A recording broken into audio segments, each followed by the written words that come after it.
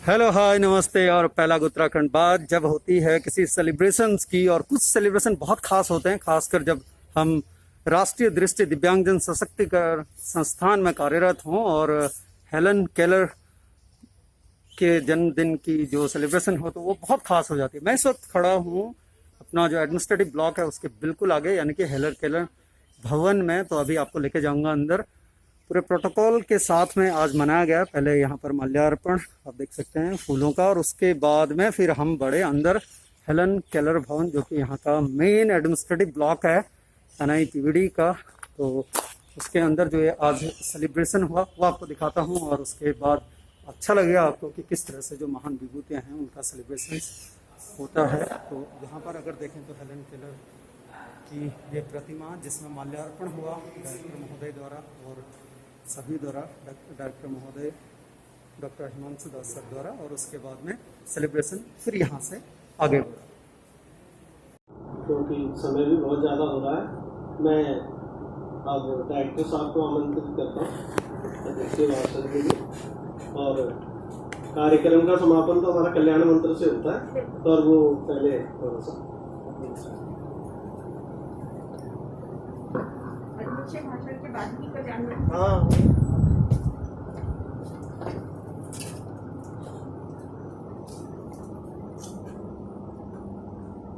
मंच में आसन जितने अधिकारी हैं, विशिष्ट अतिथि है, विशिष्ट वक्ता है, सबको मेरी तरफ से मैं नमन करता हूँ। NIPVD की तरफ से सक्षम के कोविड काल में आज रविवार के दिन जो आप लोग यहाँ पधारे, इसके लिए विशेष तौर पर आप सबको नमस्कार करता हूँ, अभिनंदन करता हूँ आप लोगों को। NIPVD के जितने भी हमारे स्टाफ और बंधुजन यहाँ है, सबको मेरी तरफ से बहुत बहुत अभिनंदन और नमस्कार। मुझे लगता है आज जिस प्रकार का ये कार्यक्रम हुआ, हमने इतनी बड़ी इसकी कल्पना की नहीं थी कि इतनी गंभीर कार्यक्रम होगा। मुझे यकीन है अगर इस पूरे कार्यक्रम को हम लोग अगर रिकॉर्ड करते, जैसे अभी सर कह रहे थे कि आप लोग काम करिए तो अपने आप ही दिखेगा, दिखने की ज़रूरत नहीं है। मुझे लगता है वाकई में अगर इसका प्रॉपर वीडियो आप लोग बनाते तो देश भर में बहुत ही एक व्यापक रूप में फैल जाता कि इसमें कितने सारे मैसेजेस, कितने सारे चिंतन की हमें प्रेरणा मिली है। ये कहना बहुत मुश्किल है। इसको जाके दोबारा जब हम लोग बैठेंगे, मंथन करेंगे, तब हमें समझ में आ जाएगा कि आज इतनी बड़ी एक हम लोगों ने कार्यक्रम की है। मेरे लिए क्योंकि हमारा काम है एज ए प्रोफेशनल और एज ए एडमिनिस्ट्रेटिव, मैं इसकी बात में प्रोफेशनल भी हूँ। तो दिव्यांग भाईजनों के लिए काम करना, उनके उत्थान के लिए, उनके एम्पावरमेंट के लिए, उनके राइट्स के लिए हमें काम करना, ये हमारा काम होता है। तब इस सीरीज में मैं बात करता हूँ तो एक चीज़ आप सबको मैं बताना चाहता हूँ कि जब हमारे सिंह साहब मुख्य वक्ता भाषण दे रहे थे, आप लोगों ने एक चीज़ नोट किया या नहीं किया मुझे नहीं पता, उन्होंने जितने बार हेलन केलर का नाम लिया होगा, मान लीजिए 50 बार, तो 50 बार उनके टीचर का भी नाम लिया। तो हेलन केलर जितनी फेमस बनी है उतनी फेमस तो एनी सुलेवन भी बनी, एन सुलेवन भी बनी है। तो सवाल ये है कि हम जब इनके साथ काम करने के लिए, हम जब आगे आए हैं प्रोफेशनल बनने के लिए, हम अपने जीवन को आगे लाए हैं और उनके साथ काम करने के लिए हम लोग ठान लिए हैं, तो हमारे लिए हेलन केलर की स्टोरी से कई गुना ज़्यादा इम्पोर्टेंट हो जाती है उनके टीचर की स्टोरी, क्योंकि हम उस कैटेगरी में हैं, हम उस नौकरी को निभा रहे हैं। तो इसके लिए ये है कि उनका जब एन सुलेवन की स्टडी हम लोग करते हैं तो कुछ चीज़ें बड़ी हमें सीखना भी चाहिए, और उसके बगैर मुझे लगता है हमें इस विभाग में काम भी नहीं करना चाहिए। मैं अक्सर हमारे टीचर सबके साथ इस बारे में बात करते रहता हूँ, जितने भी प्रोफेशनल्स हैं सबके साथ।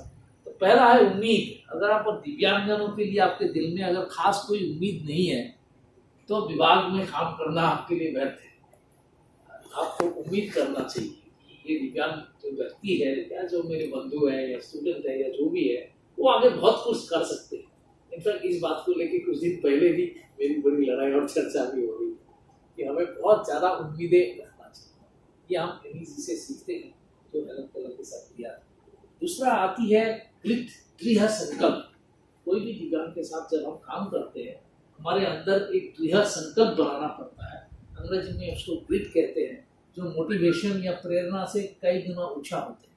और जो मैंने देखा है, जितने भी हमारे दिव्यांग भाई बंधु अगर बहुत बड़ी अच्छी मुकाम में पहुंचे हैं, उनके जब हम पूछते हैं आप यहाँ तक कैसे पहुंचे, तो एक उत्तर जरूर आता है कि उनकी माता पिता या कोई ना कोई एक टीचर था जिन्होंने उनके लिए एक बहुत बड़ा दृढ़ संकल्प लिया था।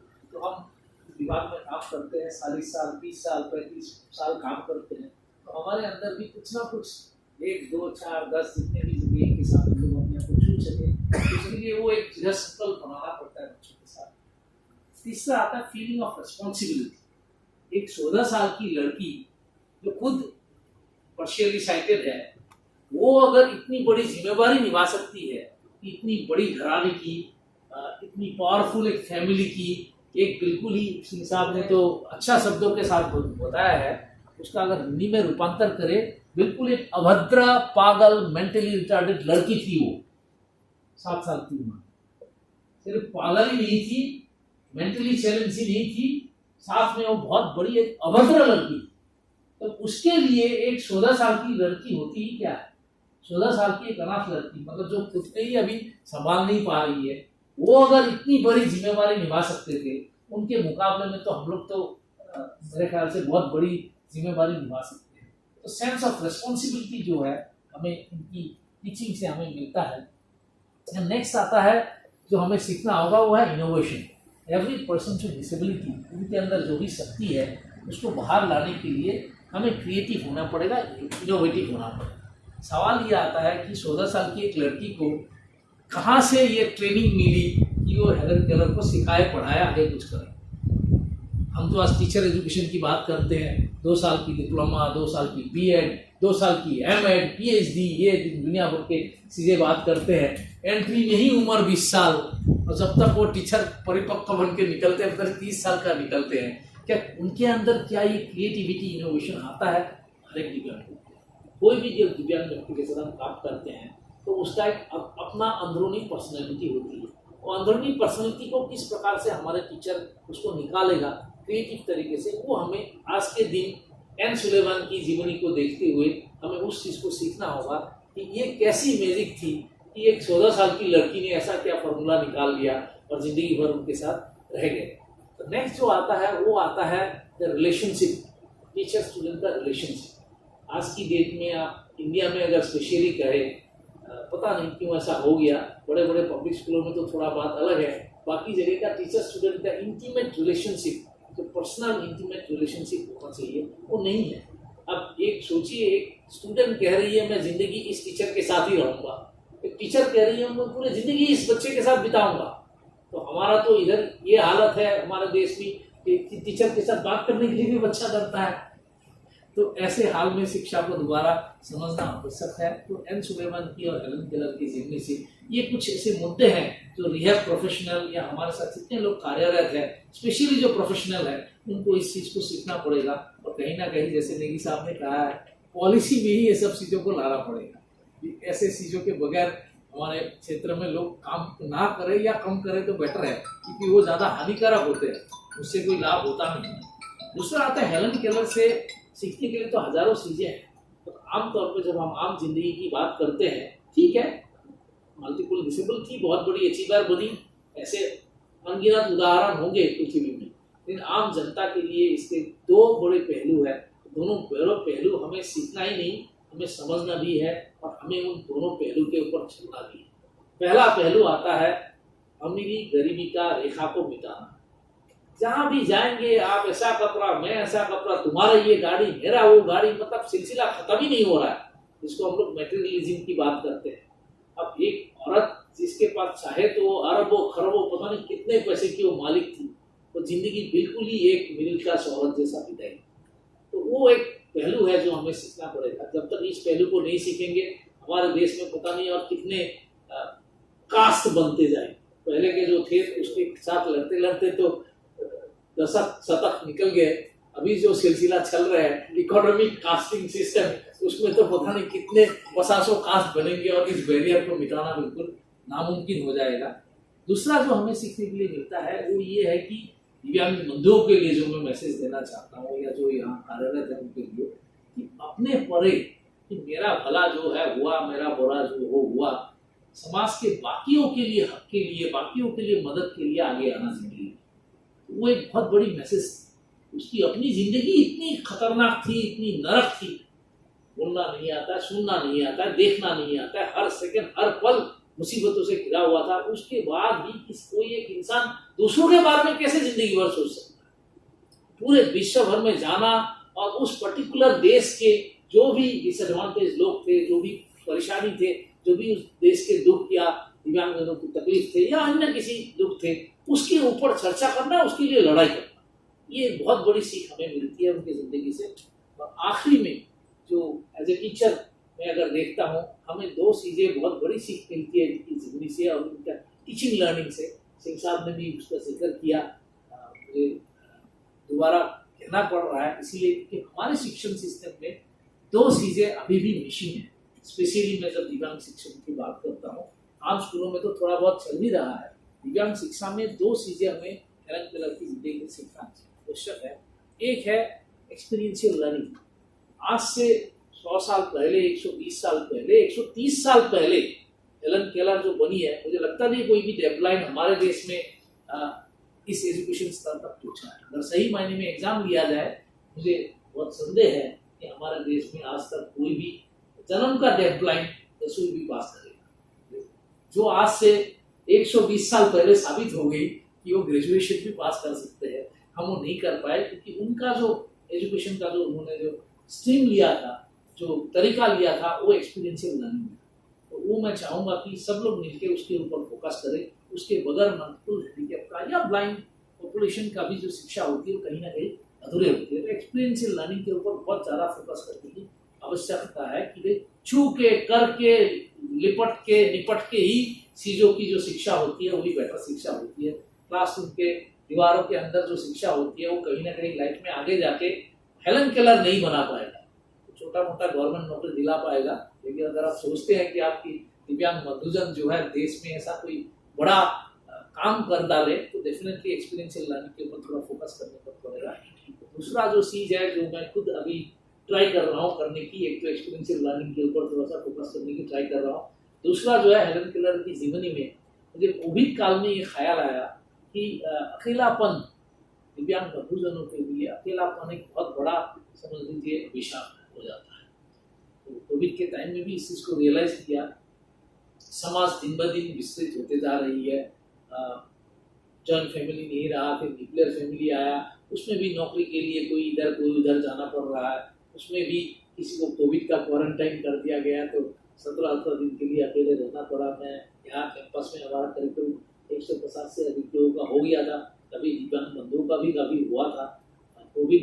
उसमें रियलाइज किया हेलन केलर की लाइफ को स्टडी करके कि उसने पता नहीं आपको किस तरीके से लेंगे, कुत्तों की महत्ता वो बहुत बड़ी एक महत्ता थी पूरा जीवन, पूरे लाइफ उन्होंने, क्योंकि 24 घंटा इंसान को कोई साथ मिले, इतने ज़्यादा stimulation, intellectual need, stimulation need, emotional need होती है। तो कई बार बहुत सारे ऐसे चीज़ें हैं जो हेलन केलर को प्रॉपरली स्टडी करने से साइकोलॉजिस्ट ही बता पाएंगे कि उनकी ज़िंदगी में कुत्तों का कितना बड़ा रिलेवेंस था, कुत्तों की वजह से उनके माइंडफुलनेस कितनी थी, इमोशनल डेवलपमेंट उनकी कितनी थी, और जीवन में उनको मानसिक रोगों से लड़ने में कितना महत्व मिला। तो ये कुछ चीज़ें हैं जो मैं चाहूँगा कि हम लोग सब लोग मिलकर अगर थोड़ा आगे बढ़ा पाए तो दिव्यांगजनों के लिए कुछ सकारात्मक दिशा पे हम चल पाएंगे। और पुनः आप सब लोगों को बहुत बहुत धन्यवाद ज्ञापन करता हूँ यहाँ बताने के लिए। हिंदी मेरी इतनी अच्छी है नहीं, मैं माफी चाहूँगा। बहुत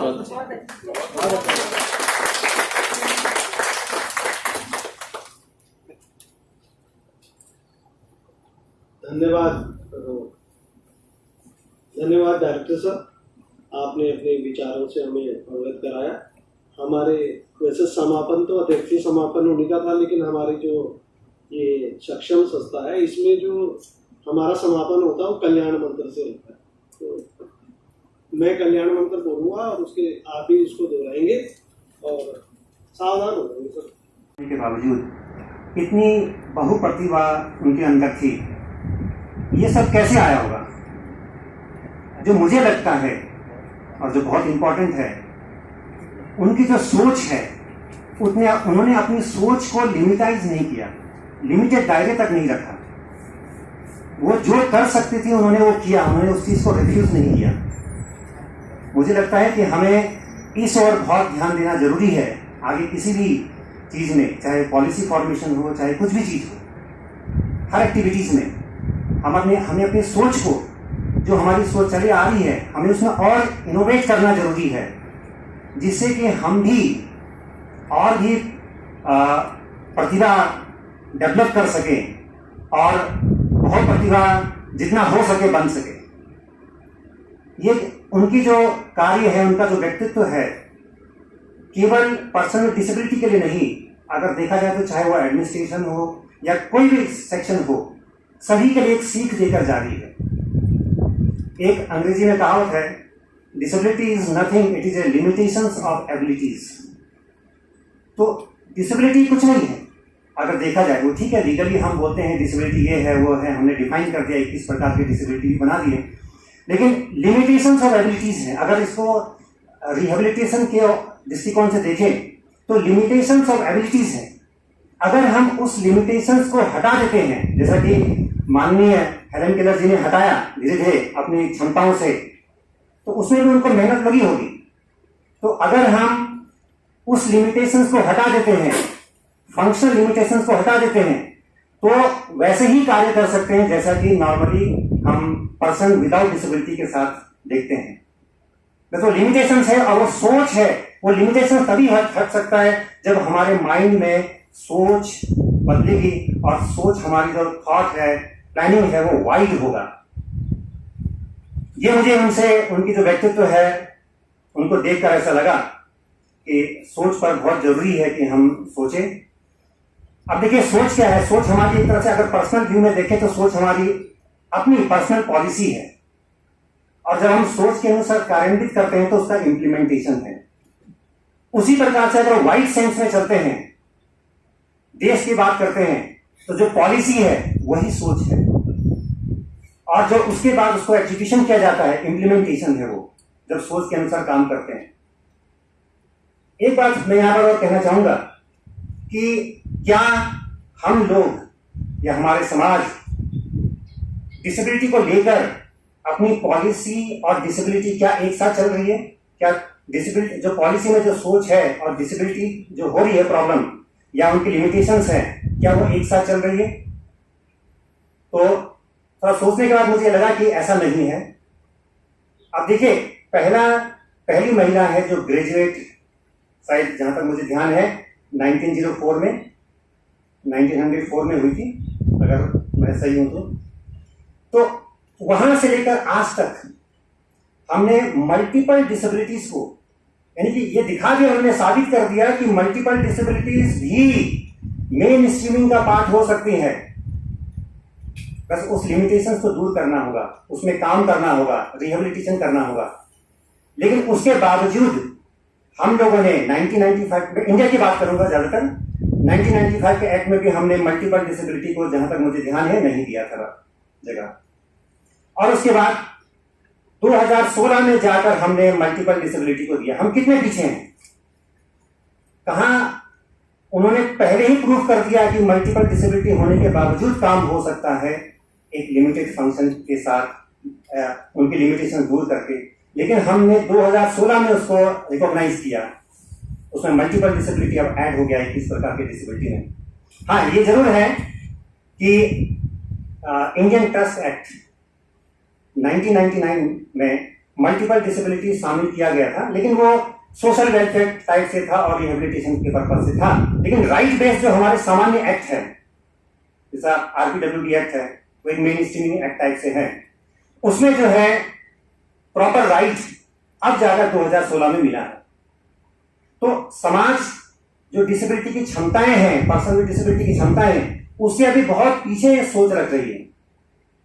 ये मुझे उनके व्यक्तित्व से सीखने को मिला। उम्मीद है आप लोग भी इस पर विचार करेंगे और सोचेंगे। तो ज्यादा समय ना लेते हुए मैं सभी को पुनः धन्यवाद करता हूं, और इस बोलने के लिए यहाँ अपॉर्चुनिटी दिया, इसके लिए भी बहुत बहुत धन्यवाद। Thank you. हुए अधिकारीगण,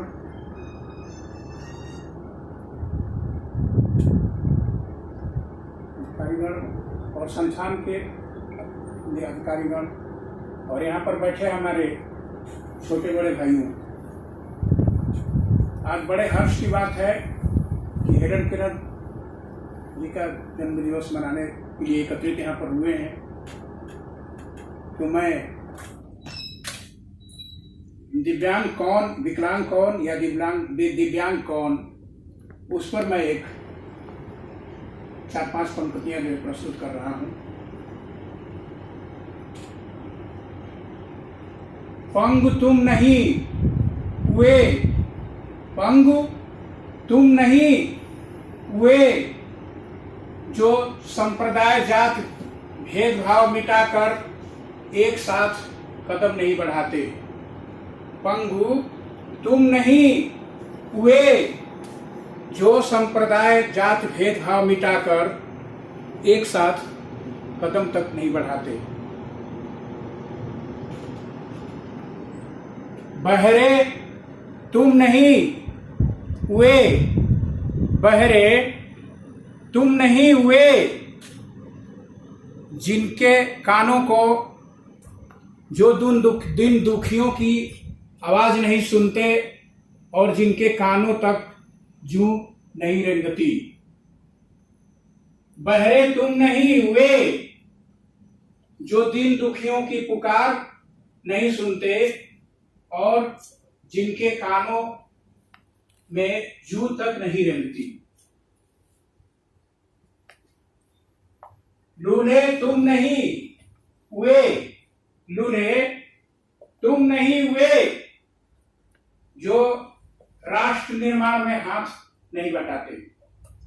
लूले तुम नहीं हुए, जो राष्ट्र निर्माण में हाथ नहीं बटाते। गूंगे तुम नहीं हुए, गूंगे तुम नहीं हुए, जो रहते हैं संत्रस्त चुप्पी साधे और पददलित के लिए आवाज तक नहीं उठाते। जो रहते हैं संत्रस्त चुप्पी साधे और पददलित के लिए आवाज तक नहीं उठाते। दृष्टिहीन तुम नहीं हुए, दृष्टिहीन तुम नहीं हुए, जिनके आंखों को भा गई स्याही रात के उजाले के मुखार पर। दृष्टिहीन तुम नहीं हुए, जिनके आंखों को भा गई स्याही रात के उजाले के मुखार पर। कुष्ठ तुम नहीं हुए, कुष्ठ तुम नहीं हुए, जिनका ठौर काला बाजार धर्म देश द्रोहिता। कुष्ठ तुम नहीं हुए, जिनका ठौर काला बाजार धर्म देश द्रोहिता। भाई तुम दिव्यांग हो, भाई तुम दिव्यांग हो, शरीर से मन से तो नहीं। भाई तुम दिव्यांग हो, शरीर से मन से तो नहीं। अब इसी के साथ मैं अपनी वाणी को विराम देता हूँ। पदाधिकारी गण, संस्थान के सभी अधिकारी एवं कर्मचारीगण, आज हेलन केलर के 142वें जयंती समारोह पर आप सभी को बधाई देते हैं। और जैसा कि आरपी सिंह सर ने इतना कुछ बता दिया है उनके बारे में कि अब कुछ बताना मुझे लगता है कि शेष नहीं है। फिर भी उनका जन्म 1880 में 27 जून को हुआ और 88 वर्ष की उन्होंने एक लंबी लाइफ लीड की। उनकी एक खासियत थी कि जैसे कि अभी सर ने कहा कि वो बहुत अमीर घराने से थी, लेकिन उन्होंने अपने को कभी अमीर नहीं माना और गरीबों के लिए बहुत काम किया, गरीबों के लिए बहुत चंदा इकट्ठा किया। लेकिन सबसे बड़ी बात यह है कि उन्होंने उस चंदे को कभी अपने पर्सनल यूज के लिए कभी काम में नहीं लाई और वो पैसा उन्होंने हमेशा जो है गरीबों की मदद के लिए ही प्रयोग किया और सामाजिक रही, सोशल रही और उनकी जो इतनी दिव्यांगताओं के बावजूद भी जितना जो कुछ भी उन्होंने अपने जीवन में हासिल किया और आज हम लोग भी जो इस मुकाम पर हैं उसमें उनको श्रेय जाता है इसके लिए। और हम लोगों को भी चाहिए कि हम अपने को अक्षम न माने। अभी जैसे नेगी सर ने कहा कि भाई लिमिटेशंस नहीं होनी चाहिए, ये बात सही है कि हम अगर ये मान लें कि अब हम दिव्यांग हो गए, अब हम ब्लाइंड हो गए तो अब हम कुछ कर नहीं सकते, तो यही हमारी सबसे बड़ी विकलांगता तो यही हो गई कि हम कुछ कर नहीं सकते। हम अपने आप को ये समझ रहे कि अब हम अक्षम हो गए तब हम बैठे रहें। आज देखिए हम लोग इस चीज से बाहर निकल करके और प्रयास करते हैं और कोशिश करते हैं और अचीव भी करते हैं उस चीज को। अभी जिससे कि टेक्नोलॉजी के मामले में भी देख लीजिए कि सब लोग इतना आगे आ रहे हैं, ब्लाइंड लोग, और जो कि एक जो है दृष्टिवान समाज को जो हम लोगों के बारे में नहीं जानता है। अभी आप गाँव में जाइए, बहुत लोग ऐसे हैं जो हम लोगों के बारे में नहीं जानते हैं कि हम लोग कैसे कर सकते हैं, क्या कर सकते हैं। अभी हम ये एंड्रॉयड फोन जो चलाते हैं तो उन्हें बड़ा ताज्जुब होता है। अगर हम भी ये समझते कि हमें तो ये नहीं आता, अब हम इसे कैसे स्वाइप करेंगे, कैसे टच करेंगे, क्या करेंगे, इसमें बटन तो है नहीं, छू कर कैसे दबाएं, कहाँ क्या करें, तो हम यहीं रह जाते हैं। लेकिन इस चीज को हम लोगों ने रियलाइज किया, सब रियलाइज करते कि नहीं, हम लोगों को भी आगे बढ़ना चाहिए और आगे बढ़ करके उस चीज को हमें भी अचीव करना चाहिए। और हमें ये नहीं समझना चाहिए कि हम विकलांग हैं, दिव्यांग हैं तो हम कुछ कर नहीं सकते। हमारी जो है क्या कहते हैं कि आकांक्षाएं, महत्वाकांक्षाएं होनी चाहिए और हम लोगों को सोशल होना चाहिए। समाज के लिए हमें भी कार्य करना चाहिए और समाज से जुड़ना चाहिए। समाज, देश, राष्ट्र के लिए हमें भी अपनी भूमिका, उसके विकास में अपना योगदान देना चाहिए। और इसी तरह से हम लोग अपने को सफल बना सकते हैं। और इन्हीं शब्दों के साथ अपनी वाणी को मैं विराम देता हूँ। सक्षम का धन्यवाद करता हूँ कि आप लोग जो भी कार्यक्रम करते हैं, हमारे संस्थान को शामिल करते हैं उसमें, इसके लिए आपको कोटिशा नमन। धन्यवाद। हमें नहीं लगता हमें अब कुछ कहने की आवश्यकता है, क्योंकि हमारे मुख्य वक्ताओं ने सब कुछ बता दिया है। मैं केवल समाज के बारे में जो इस समय हम कार्य करते हैं, हम किनके लिए कार्य कर रहे हैं और किनके लिए करना चाहिए। एक छोटी सी पंक्ति है, भरा नहीं जो भावों से बहती जिसमें रसधार नहीं, हृदय नहीं वो पत्थर है से स्वदेश से प्यार नहीं। मतलब हम लोगों के अंदर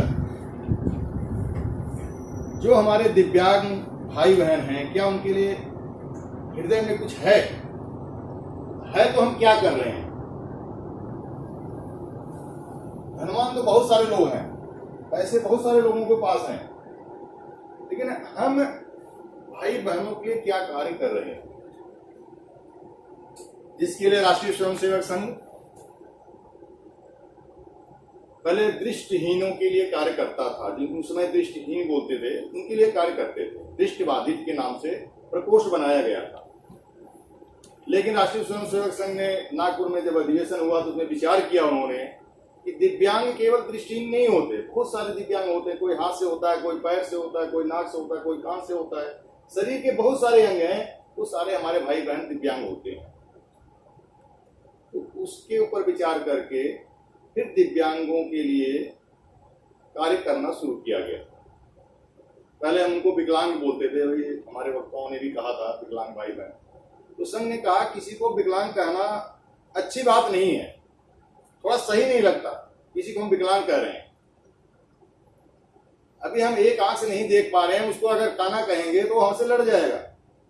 ठीक है, ईश्वर ने उसको कर रखा है, वो प्रकृति की है, उसने बना रखा है ऐसा। हम उसके लिए अगर हम कोई हमदर्दी नहीं कर सकते तो उसके लिए हम कटाक्ष न बोलें। तो इसलिए हम संघ ने उनको नाम दिया दिव्यांग।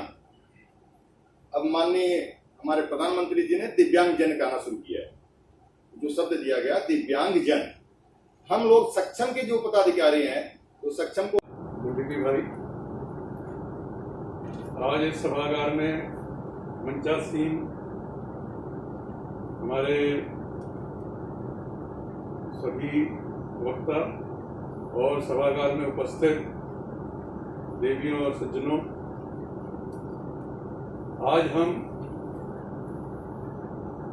हेलन केलर जयंती के उपलक्ष्य में, उनके जन्मदिन के उपलक्ष्य में यहाँ पे इकट्ठे हुए हैं और उनके बारे में जितना भी कुछ बताया जा सकता है या जितना और कुछ हम समझ पाए, आज सिंह साहब ने हमें बहुत अच्छी तरह समझाया और उन्होंने ऐसा कर दिया, बिल्कुल जीवंत कर दिया उस शख्सियत को यहाँ पे कि ऐसा महसूस होता था कि वो आज हमारे सामने ही हैं और हम उन्हें देख रहे हैं।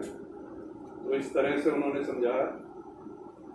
साथ ही नेगी जी ने भी काफी मंथन करने के लिए अपने विचार रखे और निसंदेह उन पे हमें विचार करना चाहिए, मनन करना चाहिए।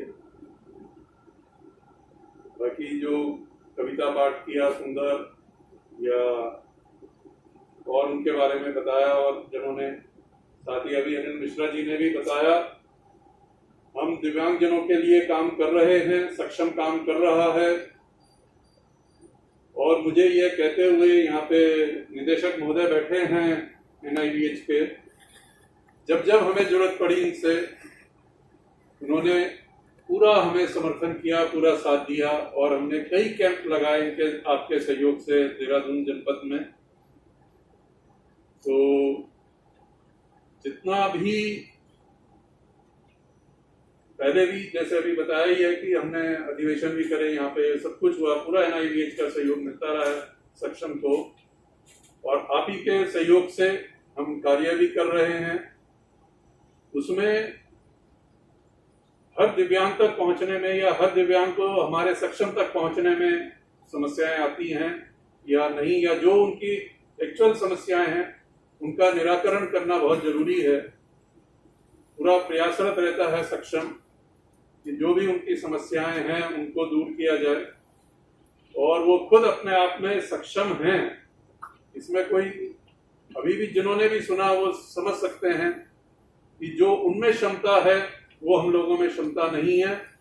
और सही बात है, दृष्टि होते हुए भी हम दिव्यांग हैं अगर हम किसी के काम में नहीं आ रहे हैं। तो इसी के साथ में फिर उन्हें और सब बातें तो बता ही दी गई। आज उनको सुबह से ही हम जो है इस कार्यक्रम में कर ही रहे हैं, भागीदारी कर ही रहे हैं हेलन केलर जी के जन्म उत्सव पर। तो पुनः मैं आप सबको उनके जन्म उत्सव पर बधाई देता हूं और NIVH का सहयोग मिलने के लिए यहाँ के डायरेक्टर महोदय और जो भी साथी लोग NIVH से जुड़े हुए हमारे साथ यहाँ पे हैं, सहयोग दे रहे हैं, उन सबको मैं बहुत बहुत धन्यवाद देता हूँ। धन्यवाद।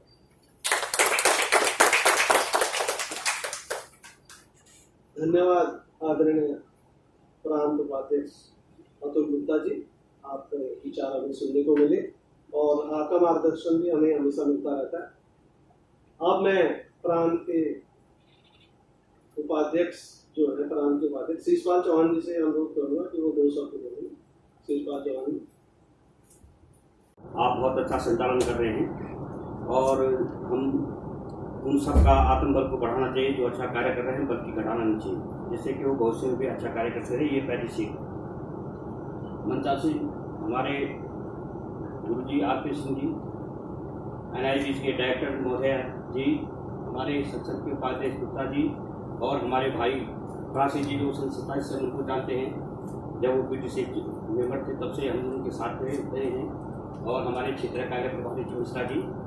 और हमें जो है हेलन केलर जी, ये एक महान आत्मा थी जो हमको ये सिखा गई कि हमें अपने आप को कभी कम नहीं समझना चाहिए। और जो हमारे दिव्यांग भाई लोग हैं, उन्होंने एक महान आत्मा, एक विभूति बहुत पैदा होती हैं, ये वो हमें ये सिखा के जाते हैं और सबसे बड़े हमारे गुरु होते हैं। जो उनके गुरु जी थे, वो गुरु जो हमको उनको पहला स्थान देना चाहिए। गुरु गोविंद दो खड़े काको लागों पाए, बलहारी गुरु आपने गोविंद देव बताए। तो गुरु जी, उनके जो गुरु जी हिलन के थे, वो भी सिखा गए कि गुरु सबसे बड़े होते हैं, और वो भी उनको महत्व देते, माता पिता महत्व देते थे।